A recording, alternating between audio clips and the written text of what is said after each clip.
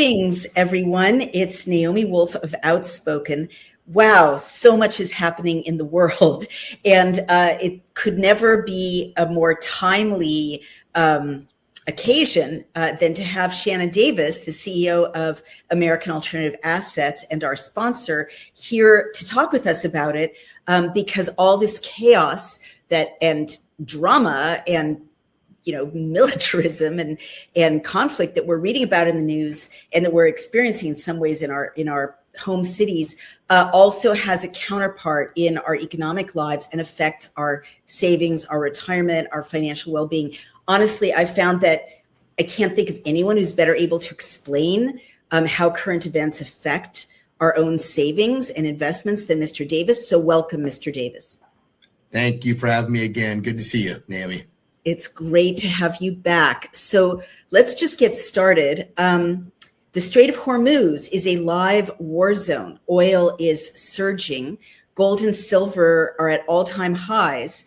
If you have money in a retirement account or you're sitting in cash, this episode is when you really need to be paying attention to.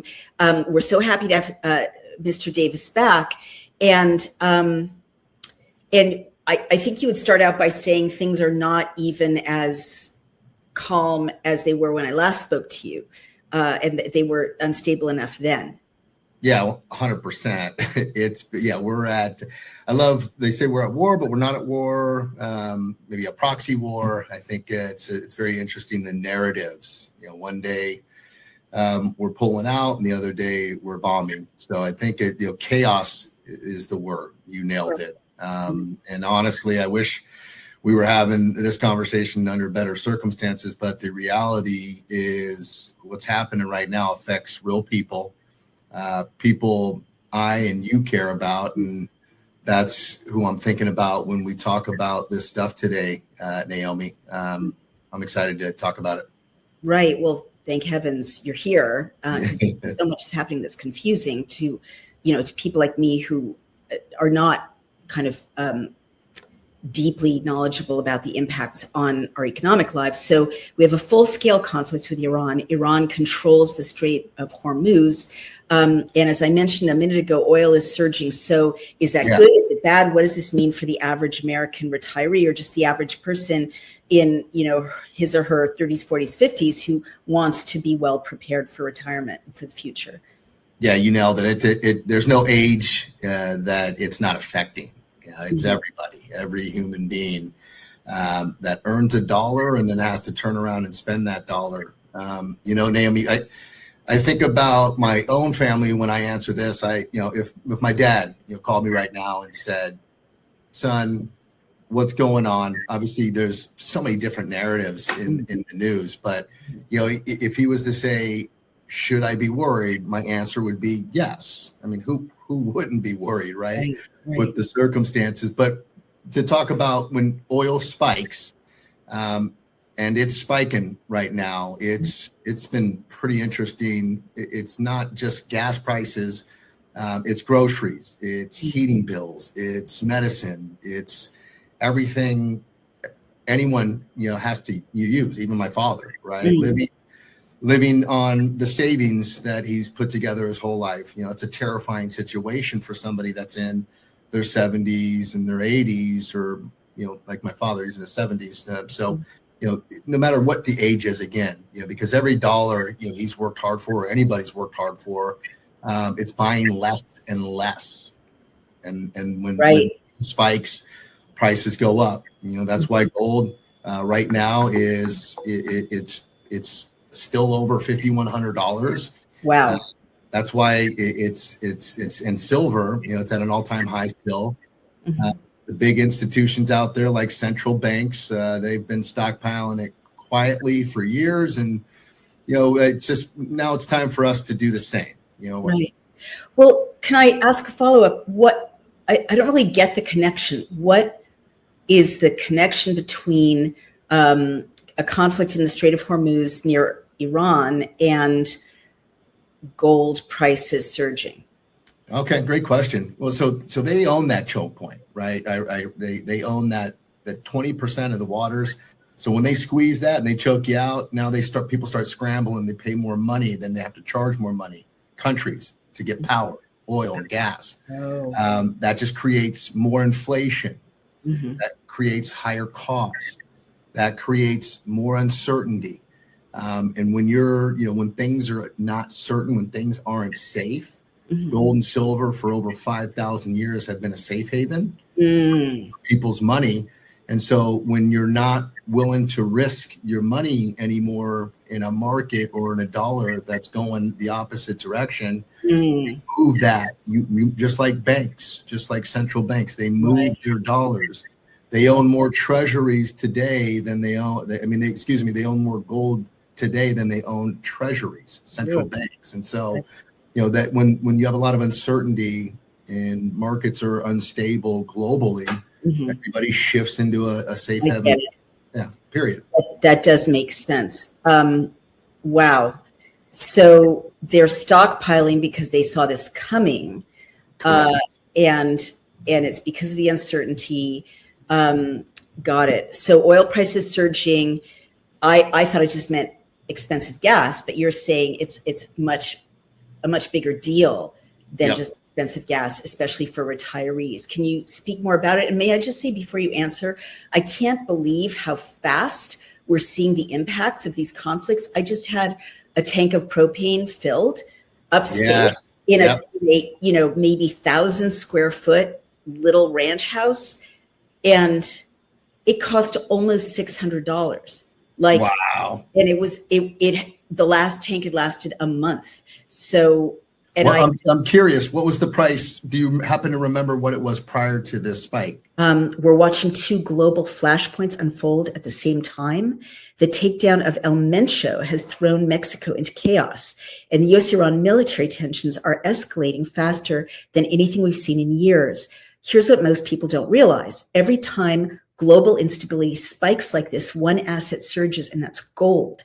It happened after 9/11. It happened during the 2008 financial crisis. It happened when Russia invaded Ukraine, and it's happening right now again. There's a new free report called the Global Crisis Playbook that lays out exactly what's going on and what it means for your retirement.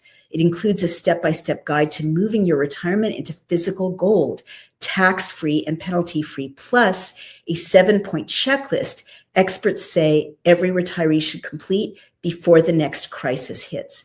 You're not going to hear this on the evening news, but if you have a 401k, IRA, or any retirement savings, this is worth reading. Download it free at cloutgold.com or call 855-803-GOLD to get your copy mailed to you. That's Clout Gold, 855-803-GOLD. That's a good question. I think it's gone up $100 since I last paid for propane from the same company. Wow, that's a lot. It's a lot. Yeah, like 20%. I was just going to say 20%. Yep. And that's kind of what you're seeing. I mean, they're paying 20 to 30% higher premiums because there's a shortage. Kuwait's they've stopped production. Like they have their finger on inflation in a way. That's all baked into pricing.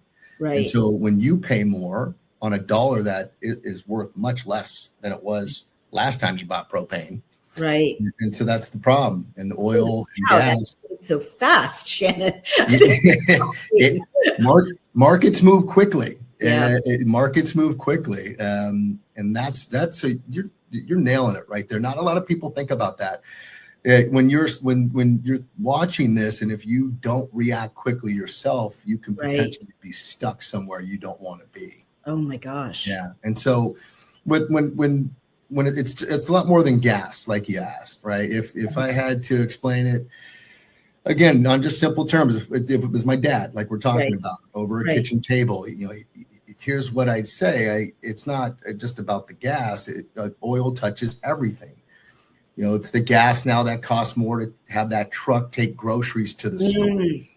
And then your electric bill. You just mentioned propane. Your electric bill goes up. The cost of shipping anything to your door goes up because, again, gas has gone up. And so, these are the things that people, it's maybe moving too fast and are not seeing. But when oil goes up, the price of living goes up, and that's inflation. And inflation is the thing that has quietly eaten away at everybody's savings for years. This is nothing new.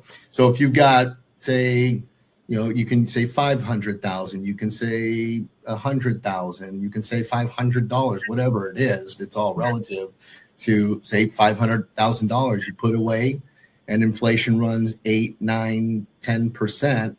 Because of an oil shock, you're losing $40,000 to $50,000 a year, or oh my gosh, $500 a year, or $10,000, whatever the number is. It's just all relative as it continues to go up. And inflation's been knocking on the door for a very, very long time. That's not hypothetical. I mean, that's happening right now. So tell me about times in history when it's happened, because I would say there were some precedents. I know history repeats itself over and over and over again. They're right in front of our face. And I've really become a history buff throughout the years. Wasn't one in school, but man, I am today. It tells you a lot. You have to be, right? You have to be. Right. It's written in history, and you just have to figure out which history you're reading, because a lot of it's made up. Which is the scary part. That is really scary. But every single time this has happened, in our history, the same thing. Money's blown out of the water. The 1973 oil embargo, gold doubled. The 1979 Iranian revolution, which they've been preparing for today for almost 50 years. By the way, they're not giving up. This isn't Venezuela. They're not going to just stroll in and take over. So, but 1979, gold tripled. 2008, we all remember that. Gold surge while everything else fell apart. It's 2026 now, but the same patterns are happening, but just on a larger scale. So, I would tell people to pay attention to that. That's what I'm telling my dad. If my mom was still alive, I'd be telling her the same thing. She's not here with us, but it's times are changing. Right. And did the gold that shot up so much in 1979 and in 2008, did it collapse again back to its pre-crisis levels, or does that value kind of stay above the average other investment or the stock market, even after the crisis passes? Yeah, great question. So definitely after 1973, 1979, there were some adjustments, but since 2008, there has not. No kidding. And that's a long time ago. Long time. You're going to always, any market that you're in is always going to exhale and inhale, right? And we just had some major runs in silver, for example, which is one of the most underpriced assets in any market. It shot up to 100 and I think it was $16 an ounce almost. Wow. And then there was a major correction, but because nothing just goes straight up. And so there was a lot of manipulation and a lot of different things that we deal with on a day-to-day basis. And so that there was a correction, but it's still, if silver's at $90, I haven't looked at it. If it's at $85, that's still $35 to $40 over its all-time high. Wow. Of a little under $50. So yes, it may have shot up and then corrected some, but it's still up 130 to 150% in the last 12 months, excuse me. So, unbelievable. So everything pushes forward, it pulls back. Gold and silver are just a lot different. It's a lot more linear when you look at the stability of it, because there's very little of it out there. So it's a finite resource. This is maybe a really dumb question, but given what you've just said, gold is a finite resource, whereas you can print dollars, infinitely, right? And the stock market kind of exists in digital space now. Yeah. Why doesn't everyone invest in gold? I don't get this. Yeah, man, that's a great question. I think, what I've learned throughout the years is I think change is tough for a lot of people. To keep it really simple. I think I'm I'm guilty of that. I'm a creature of habit. Mm-hmm. I mean, I am a machine to a Right. certain point. I mean, I wake up at the same time. I literally do the same exact process before I leave the house. It's Wow. yeah, some would call it compulsive. My wife does for sure, but the point is, like, it's I need to really understand something before I change. Right. And I got to process it. I got to do my research, and then I'll change. And a lot of people that actually dive into that process make changes and buy gold and silver. Some just can't. They still can't get around it. I mean, I can only imagine if you put yourself in an 80-year-old shoes, right? Yeah. Or my father's shoes, who's in his 70s, right? He's been doing and investing and working and doing the same thing for about, I mean, how long? Say 10, so 60 years, 70 years, forget the 10 and under, but like, change is the biggest, I think, hurdle for anybody, whether that's buying gold and silver or doing anything, really changing your hair. So I think that's the biggest hurdle for a lot of people is changing. And then is it safe? Well, right. I was just thinking that, like, if I, put my money in treasury bills overseen by a name brand financial advice company, I can tell myself, well, that's, they're a national company. They wouldn't be able to abscond with what I'm doing, but reputation is everything in your business, right? So having a dealer is so important. I think that's in any facet of life, really, any facet of business. I think reputation, it's how you hold, how you holding yourself, how you showing up, right? We show up well. I mean, do I do am I the best every day? I think in my version I am, but that's all perspective. Right. We're not here to tell anyone what to do with their money. Right. But I'll tell you, what smart money is doing when there's geopolitical risk and it spikes like this, when oil surges, when the dollar gets squeezed from every direction, there's a reason gold is trading above 5,100. There's a reason for that. And gold last year, banks were buying record amounts of it. So I think you have to look at that, right? You have to really focus on what is my need that I can actually address with what my concern is, what's going on. And I mean, we could talk till we're blue in the face here, both you and I today, on all the concerns that are out there, but isolate the number one or two concerns. Does gold and silver meet that need? Right. Like, I'll give you an example. I've got a client. She's got to be in her mid 80s, and she's got everybody basically underneath her, right? Her husband passed away. They did pretty well. But she's not trying to stress out about looking at the market every day. Right. And so she's moved quite a bit of money from her brokerage account, from her IRA, her retirement accounts, into gold and silver. And she literally has an army underneath her, ranging from sons and grandsons and granddaughters and grandsons. And great-grandsons and great-granddaughters. And so her goal is, let me not stress out about it anymore. Right. I know it's a safe place. She did her due diligence. She wrapped her mind around making that change. And then she was able to meet the need. And then the solution for her was gold and silver. And that makes sense. The psychological piece is so important too. So important. I was just going to say, we were talking, Mr. Davis, about history, and you mentioned change. I know that's true, right? Yeah.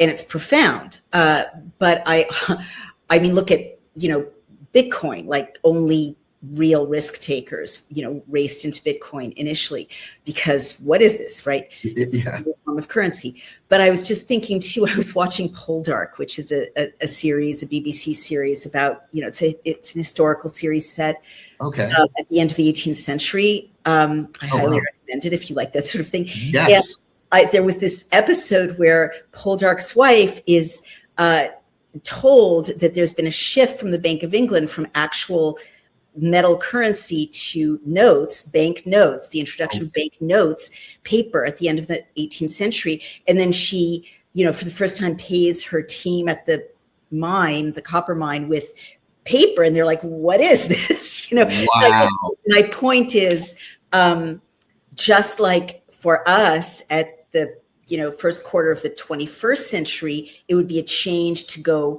into gold. At one point, it was a change to go from gold and silver and copper into paper. Yeah, that makes me think that's fascinating. And yes, I'm going to have to get that show from you later.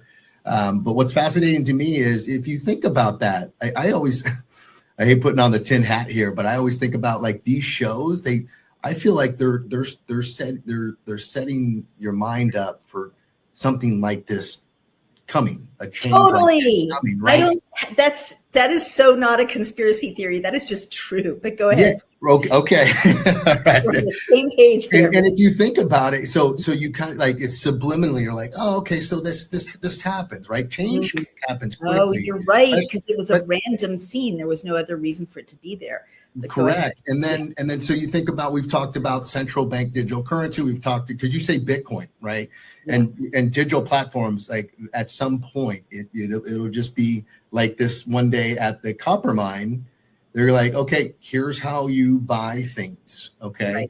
Right. And most likely what would be the easiest way to push a change that big on the masses? There'd have to be a real big crisis. Right. Where it's like pants on fire. And you're like, what's the solution? And then, here comes the government. I've got the solution. Right. Totally. And so, I think you just have to really think about that stuff, because when you're almost $39 trillion in debt, you talked earlier about a print and press. Yeah. That thing hasn't stopped since I think Obama was in office when we had the Great Recession. When a big IPO hits the market and jumps 30% on day one, who really made the money? Because after 45 years in the markets, here's the truth. By the time the opening bell rings, Wall Street insiders have already positioned themselves. Venture funds, institutional capital, the well-connected crowd. They buy in years before the headlines while companies are still private. Then IPO day becomes a media spectacle, hype, momentum, fear of missing out. But that's not early. That's after early investors have already seen the biggest gains. For decades, access to pre-IPO growth was limited to insiders. That's beginning to change. Today, there are regulated ways for everyday investors to gain exposure before the bell, before the frenzy.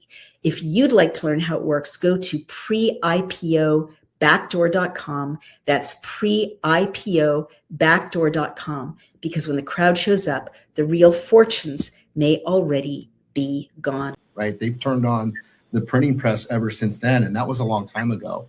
So the dam's going to break at some point. Will it be tomorrow? No. Right. But, things happen fast, just like your propane going up $100 in less than 2 weeks. And so it's about just being prepared. But, with that being said, it takes time for you to really get your mindset right to change and put a good portion of your wealth into gold and silver if you've never done it before. Right. When it's new. Right. When it's new. But you also have to think about is gold was $1,800 just a few years ago. Wow. And now it's over 5,100. You've got Goldman Sachs, you've got JP Morgan Chase, you've got some of the big hitters out there projecting $7,000 to $10,000 an ounce. Mm-hmm. And if this conflict continues, which Iran, they are coming from a completely different mindset than America. I mean, they will go down until they're deaf. And so that is, and not to get all very scary on it, but I mean, they've built tunnels that your missiles can't penetrate. What? They've been preparing for this for a long time. And we have obviously major firepower, but they are not. I mean, they've got some hypersonic missiles and supersonic missiles. I mean, some of their technology. I mean, they've been working on nuclear missiles for a long time. And I mean, you remember reading this in the news. Obama was even trying to shut down their nuclear plants. That was back in 2008. Just imagine where they're at today. So, it's just about being prepared. It's not about, hey, not take all your money and move it, move it into a place like silver, Right. where, you might, solar panels, electricity, military equipment, by the way, there's a lot of silver in it. Really? War is expensive. Yeah. A missile head has about 500 ounces of silver in it. A lot of their equipment has silver in it. And there's a huge deficiency of it. And so when there's a huge demand, which has been at a historical high for silver, then the price is going to go up. Yeah. Wow. And so would you say this is the best time to be buying silver? 100%. I mean, I haven't seen a better entry point for silver. Well, you can't say that, because obviously if you bought it when it was $20 an ounce, that's a great entry point. But there's just the demand globally it's insane. And are people still mining silver? That's the other thing. There's not a lot of mining, and it's not even really the mining, it's the refining of the material. What do you mean by that? Well, you have to refine it. It's like gas. When you pull gas out of the ground, like the gas out of Venezuela that we're looking for, and the oil, like the oil is so dirty and thick that they have to refine it before we can actually even use it in our vehicle. So when you pull like the raw ore of silver and gold out of the ground, it's not investment grade. You have to refine it, melt it down, procure it, lay it out on a pallet, start building molds of specific series and denominations, and then they produce just a specific population, like 100,000, and then that's all that they make, and then they release that into the market. And if you're one of the few that own the 100,000, and then that creates a market for itself, and investors want it, and more people want it, and there's no more out there but the ones that are in circulation, it creates the demand. But it starts with this raw ore out of the ground that is not that beautiful, pristine investment grade coin that you're purchasing today. Wow. That sounds fascinating. Have you ever been to a place where they do that? No, just seeing it. That would be great. Yeah. You don't see it in our countries because it's like, to do it's pretty damaging to our ozone layer. Like it's not the healthiest process, and that's why. But China doesn't care. That's why they set up in South Africa their refineries. That's why there's some huge alliances. I mean, China's they're doing big things when it comes to gold and silver, and they control a lot of that market. And you said that China was acquiring gold. Are they acquiring silver as well? Yeah, they are. I mean, they're all precious metals, platinum, palladium.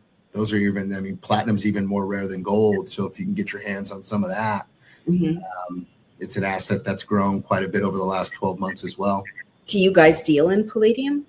We deal in platinum, palladium, gold, silver, all precious metals, all four major precious metals. And we've got some guys here that really know what they're talking about when it comes to platinum and palladium. So you have to know what you're talking about there as well. And it's a whole nother world. That's why it starts with, conversations with us, and education and anything is where you want to start. And then can I ask, sorry to interrupt, Mr. No. Davis. Thank you. When someone calls you, do you, or just theoretically, do you have like an optimal kind of pie chart of what people should, this much in T-bills, this much in gold and silver, this much in, the stock market? Yeah, no, when it comes to anything outside of physical, tangible, precious metals, like hard assets, we don't give any recommendations. We're not financial advisors, nor do we want to be. Right. We're just another seat at the table, and really the call is about just what is their situation. How old are you? Are you looking to preserve, or do you have concerns in the market? Do you have concerns in our banking system, which a lot of people should, Right. Because our banks are not healthy. Right. Wells Fargo is one of them. So you want to make sure. Wells Fargo, sorry. Wells Fargo is just, I mean, when you look at their actual like debt versus like real deposits and assets. I mean, there's the number you're talking 13 trillion in debts. Oh my gosh. Versus, how are they even not bankrupt at this point? How are they still trading? Yeah, well, these are called derivative contracts, very technical stuff that not many understand, not even Warren Buffett really. But that's, these are contracts that are created and sold on the equity market. And, their real deposits are much less than what they're leveraging.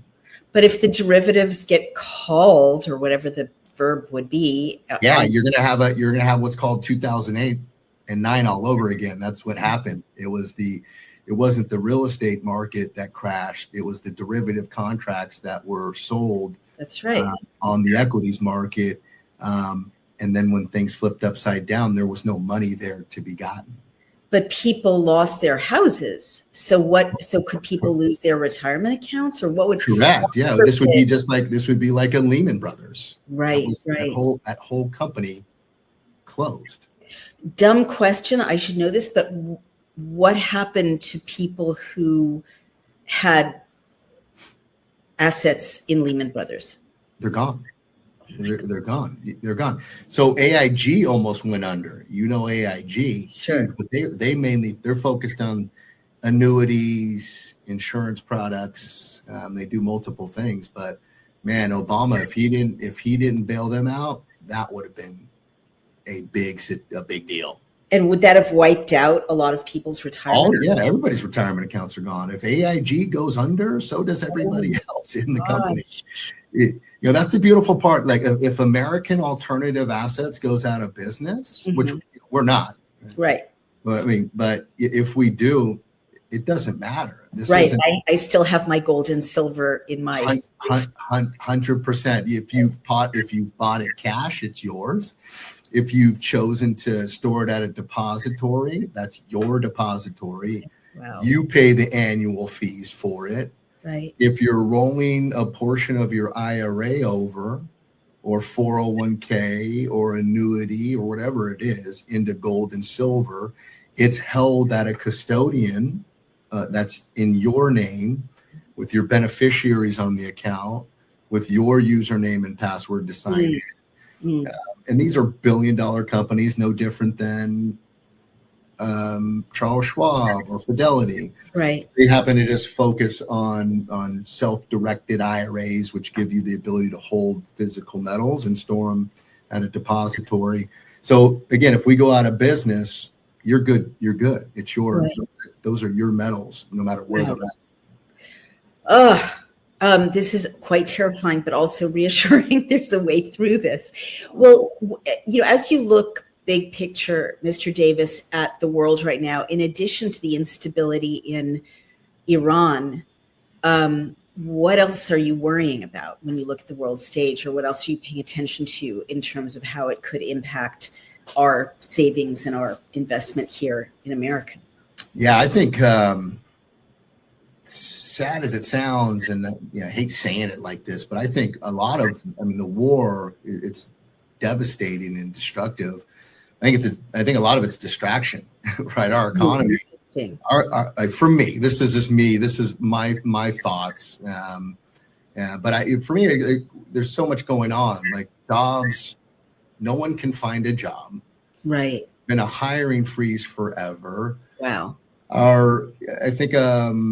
Cost of living adjustments, right? Some reports just came out recently there. I think when it comes to Social Security, that's that's increased 2.8%, but our cost of living, it's 4 or 5 times that. So our retirees that have Social Security or pensions, my grandma doesn't, like my personal grandma barely makes it with her pension from J.C. Penney's and Social Security, and her cost of living continues to go up. And so, for her, where we struggle right now on, do we put her in care? Do we not? Because she fell the other day. I'm sorry. But no, she's tough. she's tough. She's got dementia, so she didn't really remember much, which is one of the, I guess, benefits of that. But I mean, literally, I think she's living on, because my sister is managing most of it. I think she lives on maybe $1,700-$1,800, right?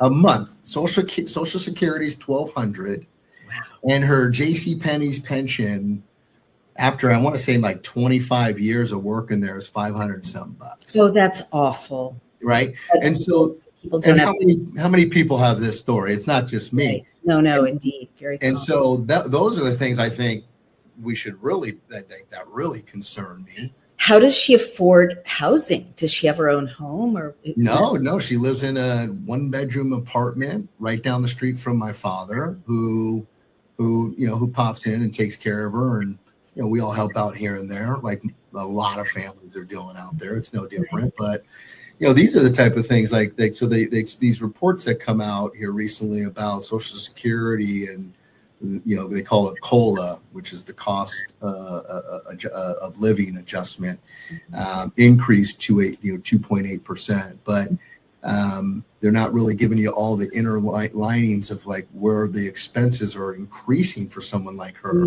right? She needs dentures, she needs dental work, Medicaid and Medicare covers a portion of it. What's crazy is they say she makes too much money to get additional assistance through Medicaid and Medicare, because isn't that crazy? She makes too much money. So, those are the things I think for me, just on a personal level, because I think it's riddled everywhere in our markets right now, or in our world. Like those type of things I think need to be really addressed. And I think our younger generation is having harder and harder times finding jobs. There's been a hiring freeze since COVID. We have not recouped from COVID. And I think we're still dancing around that the supply shock that we felt with COVID, we're still dealing with it. And that just gets into every market. Businesses are laying people off slowly but surely. The reason we even though we're seeing higher unemployment, which I think people need to pay attention to, that's the marker. We're not seeing real high unemployment is because there's not a lot of jobs that people have been able to get. Right. So it's higher, slowly, and fire even slower. But I think there's a lot of interline. I think our dollar bill is something people really need to pay attention to. That show really resonated with me. I'm thinking to myself, like, at some point where there's going to be a transition where it's like this dollar, like they got rid of the penny. Right. That's so weird. That happened. Like, I couldn't even believe that happened. I'm like, I don't know what to do. Do I keep it? Is it going to be a collector's item? What are we supposed to do with our pennies, Mr. Metals Man? But like, think about that. There's no more penny because it's worthless. I can't even believe that happened. That must have bypassed me in the news cycle. I knew there was discussion about it, but are you saying that if I went to pay for something at a store with pennies, they would say we can't, or that they can't give change? I don't know. I rarely get change as it is, as sad as it is to say. I mean, our money system is changing, and I think if you don't really sit down and think about that and prepare for that, right, and go like, okay, so I only have $200,000 to my name, right? I had a client the other day I've been working with for years. That's all they had to their name when they started. They were still, and they were getting 5% dividend payments from certain blue chip stocks that we were getting them from. But, so we just were mindful to make sure that they still got their dividends, because a lot of people use that to supplement their income because they need it, because things have continued to go up in terms of cost for them as they get older. But, over the last almost 4 years, he's been able to grow the other 100,000, with gold and silver. Oh my gosh, he must love you so much. I 100,000 into gold and silver. You said the last 4 years? last 4 years, I was tripled at least his investment, right? I was just talking to him on Monday. Monday. Oh my gosh, he must be ecstatic. That's the difference between real anxiety and reasonable security, right?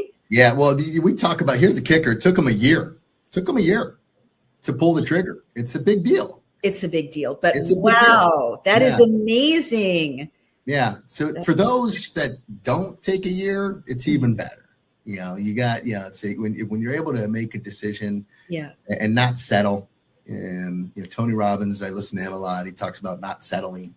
And if you don't settle with where you're at, if you don't just settle and stay complacent, whether it's new, whether you're 80 or whether you're 18, change if you're making the change for the right reason. And when you're talking about your retirement savings in jeopardy of getting hammered here pretty soon, it's it's pretty powerful stuff. And even when you do make the move, you're still kind of unsettled. Even when I made my first purchase years and years ago, I was even kind of hesitant to buy it. And I was buying it for myself. Oh, wow. Really? How did you feel? What did it make you feel? Butterflies. You're like, man, it was a decent amount for me at the time. This was some time ago. It was $75,000 that was my first gold purchase quite some time ago. Because I started moving my kids are a little older now, but I got them into some cash value insurance products. I've got them into the 529s.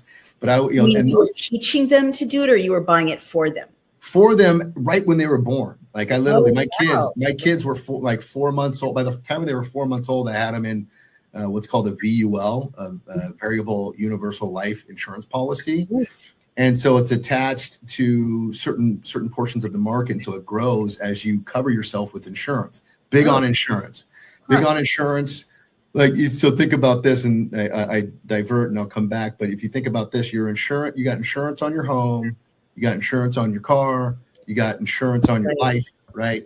But gold and silver, when markets correct and dollars go down, that's what gold and silver is. It's an insurance policy on your money because it's inverse. It's got this inverse relationship to the dollar and to markets and instability and uncertainty and war.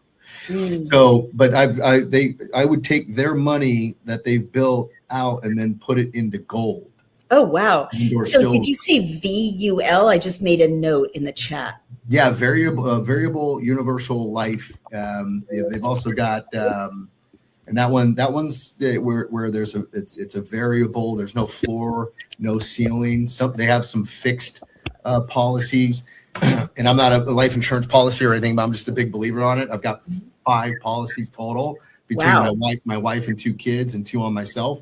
And so, and it's a place where your money can grow, and then you can take that cash that's been growing, and it stays still. It stays attached to the policy. So I can take that cash, and then that cash I'm putting into gold and silver, and that's where some of the money went for my wife and I's first purchase in gold years ago. But I was nervous, making that first purchase, and I was in the business. This was when I got started over a decade ago in the business. And so, it's for anybody, right? I mean, I was at that time, I'm almost 50. So I was in my late 30s when I did that for the first time. Right. And who's not going to be a little scared? Totally. But good things when you're nervous about something, when we're just being real about this and you actually do it. Yeah. It's so rewarding when it's the right choice. Well, and you can look back and think, I'm so glad I faced my fear and did it anyway. Yeah, and if it didn't go the right way, I still would look back and go, look, that was the decision, right? Good or bad. But the good news about gold and silver, it's not going to disappear on you. It's been around for over 5,000 years. I've never seen on Channel 11, bailout for gold. I've only seen bailout for AIG. True. Yeah. So, and if it goes down, what the beautiful part about gold and silver is, if it does go down, depending on what assets you hold, it could still go up in value because people still want it, and that's really what it's all about. Even if the price is going down, If there's only 100,000 of them out there, and there's a demand for that, you've got yourself a pretty good spot for your money. Yeah, as you're talking, and each time we talk, I get better educated about money and the economy. I appreciate that very much. Thank you. Yeah. Because as an English major, this kind of conversation isn't usually easy for me with a lot of other people. But I'm thinking about 2008, and I'm thinking about derivatives, and I'm thinking about the fact that derivatives are they're not imaginary, but they're kind of imaginary because they're an instrument that was created sort of conceptually, right? And so they can vanish, as opposed to, and they did vanish. They have. They will. Which can't vanish. Like there can be wars, there can be, environmental crises, there can be, ups and downs in the stock market, but physical gold is a thing that can't vanish, that you can put your hands on, that as you say, has held value for 5,000 years. It's kind of amazing when you put it that way, or when you think it through, how many things do we bet on that are just thin air, or a consensus, right? I think I've mentioned this to you, but one of the weirdest things that ever happened to me was I was hanging out with some finance guys who were like very senior in the hedge fund world. Okay. And they kind of forgot I was there, or they didn't care or whatever. And they started talking to each other about the stock market and investment generally, as if everyone in their world knew that it was kind of imaginary and not on a firm footing. Right. Wow. It was just like the mask dropped. And I'm like, oh my God, this is a secret they're all in on. Yes. Never talk publicly in that way. But it was just like, yes, of course, there's, the fundamentals are unsound. And yes. That is a key. That's a good state. Like the fundamentals are not sound. And we've got obviously a lot of information at our fingertips here. We don't claim to know it all, and we don't want to. Really, no. We wouldn't want that stress. I would. It reminds me of a quote with Will Ferrell, Talladega Nights. Yeah, he's like, what they were to see is like, don't be putting that evil on me, Ricky Bobby. So we wouldn't want that, but. It's just the simplest thing on the planet. I think people just overthink gold and silver. It's like they overcomplicate it. They're like, what are we going to do with it? Are we going to eat it? Like, no, you're not going to eat it. You're going to keep it, right? And save it, and pass it down generationally, and and build real wealth. Real wealth. That's real generational wealth. Who knows what that stock certificate's going to be? Totally. Thank you. I actually have, I'm just going to show it to you. I have right here a treasury bill. Oh man, I love those. Savings bonds. I'm sorry, United States savings bonds. Yeah. And that should be very, very secure, right? But it's from 1995. Wow. Someone found it. Someone in my life found it and gave it to me. It hadn't been cashed or turned in. And it's worth about 20% more than it was when it was bought. So instead of $100, like what is it, 20, nearly 30 years later, it's worth $120. And if I had invested it $100 with, you or your equivalent 30 years ago, we'd be looking at, someone's college education. I'm telling you, wow, that's so cool. Those are collector items right there. Are they? Is it worth $100, $120 as a collector's item? You're better off framing that and putting it on the wall. You're better off framing that thing and putting it on the wall. It's a better talking piece than anything else. I mean, especially if you think about it, inflation alone, you've lost. Totally. It's probably worth 60 now, right? In real terms, or 50. Like it really is. I mean, gosh, 1990-ish, you said? 1995. 1995. Oh man. Just got out of high school. Man, that's good. Don't rub it in. Don't rub it in. I'm older. But, savings bonds. That is, that's so archaic. And that's what annuities are to me. They're archaic.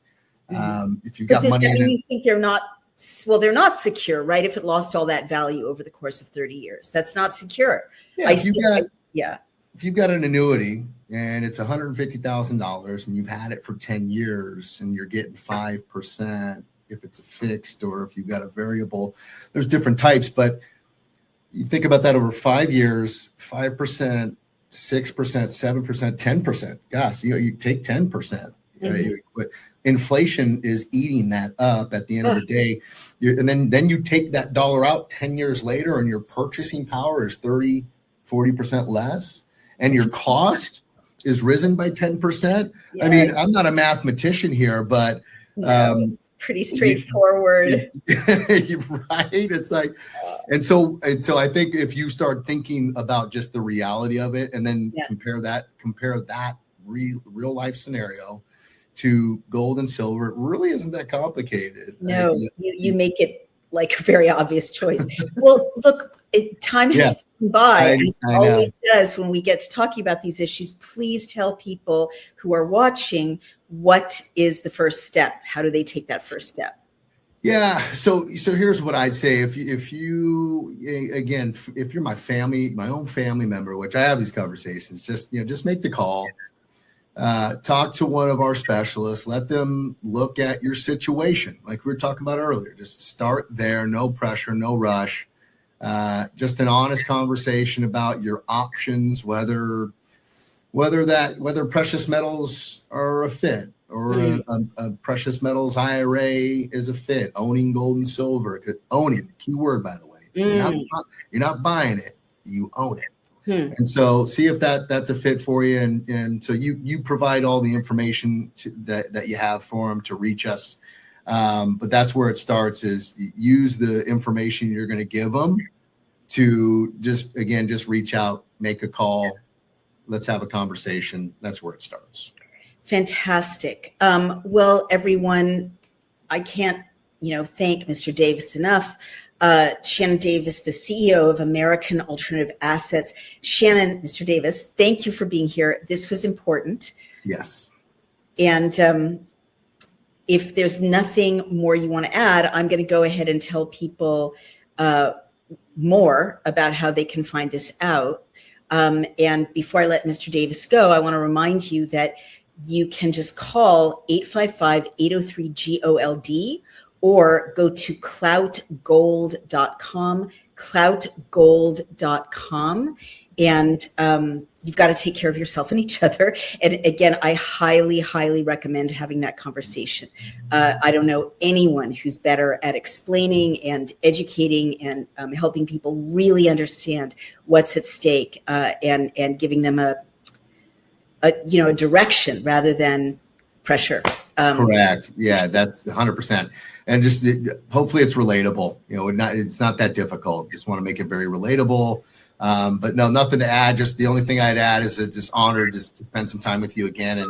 And thank you for that. And have a great rest of your day. And I'll see you soon. See you soon. Thank you so much. I'm going to say goodbye to you, and I'm going to tell people more about American Alternative Assets. So have a wonderful day. Thank you again for being with us. Bye-bye. Oh my gosh, so important, you guys. Well, look, there's more to think about. Right now, we're watching two global flashpoints unfold at the same time. We're watching the takedown of El Mencho, which has thrown Mexico into chaos, and U.S.-Iran military tensions are escalating faster than anything we've seen in years. Here's what most people don't realize. Every time global instability spikes like this, one asset surges, and that's gold. It happened after 9/11, as Mr. Davis mentioned. It happened during the 2008 financial crisis. We spoke about that as well. It happened when Russia invaded Ukraine, and of course, it's happening again right now.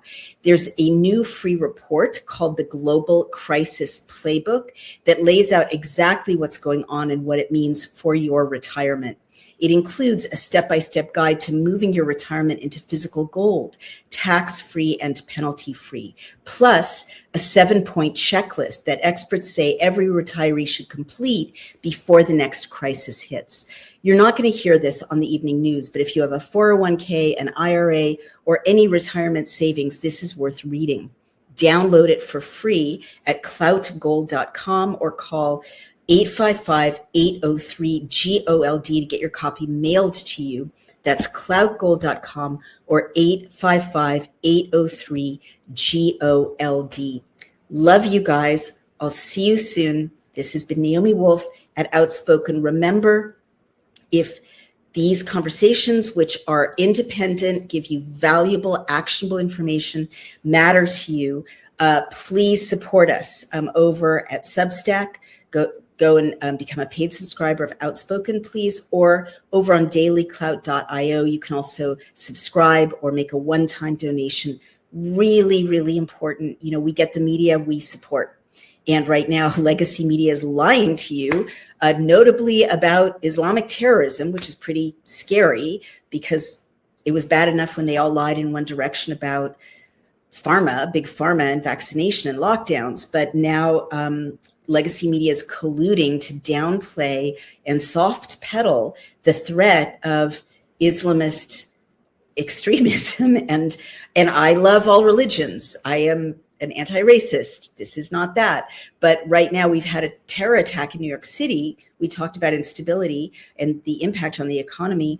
And legacy media is rushing to soft pedal the implications of an Islamist terror attack effort in New York City. So we don't lie to you. We're independent.